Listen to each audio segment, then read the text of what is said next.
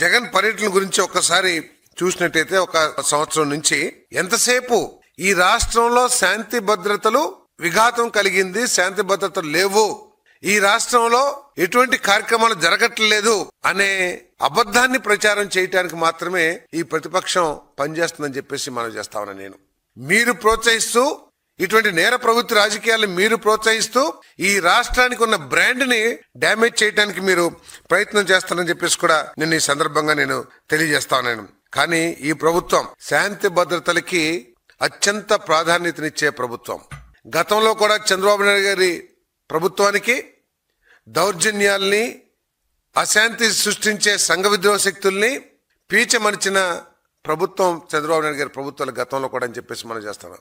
ఒకసారి ఆంధ్రప్రదేశ్ ప్రజలందరూ కూడా ఆలోచిస్తే 1990 దశకంలో హైదరాబాద్ లో ఎటువంటి అల్లర్లు, కర్ఫ్యూలు ఉండేవో ఒకసారి ఆలోచించండి.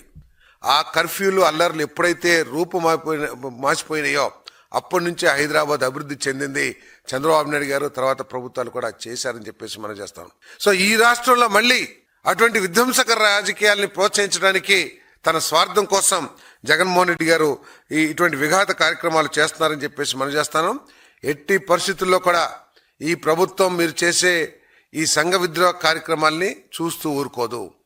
మీరు అధికారంలో ఉన్నప్పుడు దేశంలో ఎక్కడ గంజాయి లభించినా కూడా దానికి మూలాలు ఆంధ్రప్రదేశ్లో ఉన్న విధంగా మనం పత్రికల్లో చూసాం.